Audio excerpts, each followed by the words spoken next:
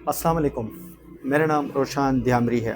नाज़रीन, पाकिस्तान इस वक्त शदीद माहौलियाती तब्दीली की लपेट में है और ये सिलसिला गुज़श्ता गिलगित बल्तिस्तान के ज़िला दियामीर से शुरू हुआ।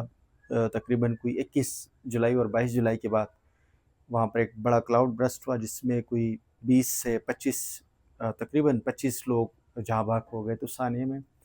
उसके बाद नेक्स्ट फेज़ में गिलगित की तरफ ये जो है वो सिलसिला शिफ्ट हुआ। गिलगित के बाद फिर हमें नज़र आता है कि गज़र में 14-15 अगस्त को एक सानिया होता है। उसके बाद खैबर पख्तूनख्वा के जो इलाके हैं वहाँ पर क्लाउड बर्स्ट होता है जिससे बड़ी तबाही होती है, तकरीबन 500 के करीब लोग जाँ बहक होते हैं। अगेन ये फिर गिलगित बल्तिस्तान में रावशन वैली है, तालीदास में वहाँ बड़ा सानिया पेश आता है, पूरा विलेज ख़त्म हो जाता है। इंसानी जानें ज़ाया नहीं होती लेकिन फाइनेंशियली लोग ख़त्म हो जाते हैं। देन शुरू हो जाता है पंजाब के अंदर सैलाब।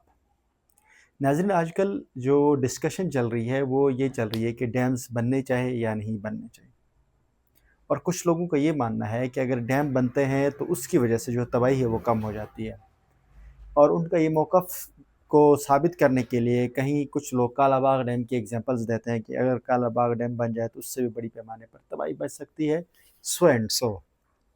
पहले तो मैं आपको बताता चलूँ जो रावी है, रावी की जो पानी की कैपेसिटी है वो 2.5 यानी 2.5 लाख क्यूसिक तक है, और जो उसके साथ चनाब है, चनाब की तकरीबन 1 मिलियन पे है, और सतलज की जो है वो 6 या 700 के या 6 से 7 लाख क्यूसिक उसकी कैपेसिटी है।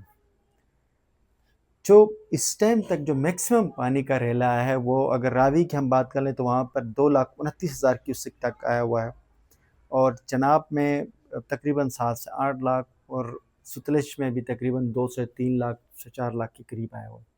इन तमाम दरियाओं की जो कैपेसिटी थी, जो मैक्सिमम कैपेसिटी था, उससे कम पानी आने के बावजूद पंजाब में तकरीबन कोई रफली डेटा ये है कि 7,000 के करीब गाँव जो है वो डिस्टर्ब हो गई हैं।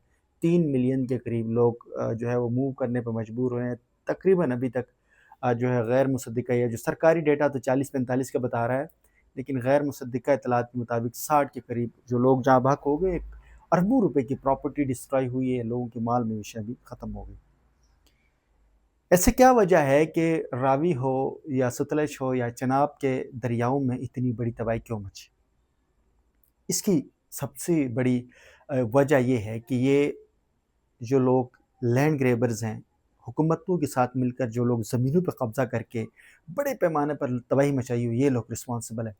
क्योंकि अब हुकूमत इस लेवल पर तबाही मचने के बाद वो इस अपनी ज़िम्मेदारी से अपने आप को बरिज़्ज़मा करार देने के लिए एक टर्मिनोलॉजी यूज़ की जाती है कि अल्लाह का अज़ाब है। ऐसा हो नहीं सकता है कि जितना मर्ज़ी बड़ा फ्लड हो, अगर वो दरिया के एरिया पे आप कब्ज़ा ना कर लें, तो कभी भी नहीं हो सकता कि दरिया आपके जो इलाके में घुसा है। एक दरिया जिसकी कैपेसिटी 2.5 लाख है और वहाँ पर 2,29,000 तक आता है, वो कई गाँव देहात तबाह कर देता है। तो उसकी वजह ये नहीं है कि वो दरिया ने जो है अपनी हुदूद क्रॉस किए, बल्कि आपने अपने हुदूद क्रॉस करके दरिया की ज़मीन पे कब्ज़ा किया हुआ है। रावी के अलांग इल्लीगल जितनी भी सोसाइटीज़ बनी हुई हैं, उसने तमाम एरिया को तंग किया। नतीजा क्या हुआ, जब दरिया में पानी आया, आपको बताता चलूँ, तकरीबन रावी के अंदर एवरेज जो पानी आ रहा था जब से हमारे इंडस वाटर ट्रीटी का जो एग्रीमेंट हुआ है, मुआहदा हुआ है, सिंतास मुआहदा जिसे कहते हैं, उसके बाद 4-5 हज़ार क्यूसिक पानी मतलब आता था। नाला समझ लो रावी, कभी उससे ज़्यादा नहीं आया, बहुत 30,000 तक कभी फ्लड में आते थे। तो लोगों ने ये समझा कि भाई अब ये कब्ज़ा करना है, खाली है, तो 2.5 लाख 2,30,000 कहाँ है कि 5-10,000 कहाँ है। तो लोगों ने जो है वो उसको तंग करना शुरू किया। अब चूँकि जो रावी की ओरिजिनल कैपेसिटी थी वो 2.5 लाख की थी, उसको तंग कर करके बहुत नीचे ले आए। कहीं पर 1.5 लाख शुरू हो जाती है तो लोग डूबना शुरू कर देते हैं। तो ज़मीन पर आपने जब कब्ज़ा किया, उसका नतीजा क्या हुआ? उसका नतीजा ये हुआ कि एरिया तंग होने के बाद जो पानी एक्स्ट्रा था वो फैल गया, जिससे आपके लोगों की प्रॉपर्टी डिस्ट्रॉय हो गई, एग्रीकल्चर डिस्ट्रॉय हो, लोगों की माल मवेशी तबाह हो गई। اس کی ذمہ دار حکومت ہوتی ہے، چاہے جو مرضی جتنے عرصے کے اندر جو 1988 میں ایک ثانیہ ہوا تھا سیلاب کا، اس کے بعد سے جتنے بھی تباہی ہوئی ہے، جو لوگوں نے قبضہ کیے لینڈ گریبرز ہیں، ان کو این او سی دینے والے سرکاری ادارے ہیں، ڈی سیز، کمشنر، وزراء، وزراء اعلیٰ، وزیر اعظم تک، تمام لوگوں نے مل کر وہاں پر زمینیں بانٹی۔ اب راوی جب دوبارہ بپھر گیا، وہاں پر فلڈ آیا، اس نے سب کو پھاڑ کے رکھ دیا۔ اب وہ تمام ایریا جو قبضہ کیے گئے تھے وہ ایسے ہی خالی کروائے تھے۔ سیم سچویشن چناب اور ستلج میں بھی ہے۔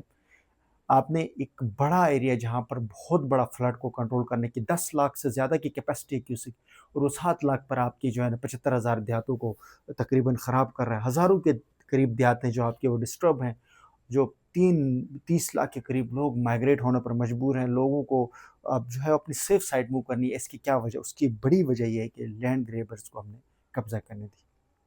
اب بھی وقت ہے کہ ہم نے زمینیں جو دریاؤں پر بنی ہوئی کنسٹرکشن، اس پر پابندی لگانی۔ میں بطور ماحولیات کے طالب علم کے یا جرنلسٹ کے یہ بات میں جتنی میری فیلڈ وزٹس ہے، یہ میں یعنی 100% شیور ہوں کہ سیلاب نے ان ایریاز کے اندر تباہی مچائی ہے جہاں پر زمین لوگوں نے قبضہ کیا ہو۔ تمام علاقے جہاں پر بھی تباہی ہوئی، اگر آپ اس کی ایز اے ریسرچر آپ اسٹڈی کر لیں تو وہ نالوں کے بیچ میں آبادیاں بنی ہوئی ہیں۔ کسی نہ کسی زمانے میں وہاں سے فلڈ گزرا ہوگا، فلڈ پلین کے اعلان آپ نے دریاؤں کے اوپر گھر بنا کر، پھر فلڈ آتا ہے، کلاؤڈ برسٹ ہوتا ہے، سیلاب آتا ہے، تو پورا علاقہ آپ کا ڈسٹرائے ہو جاتا ہے۔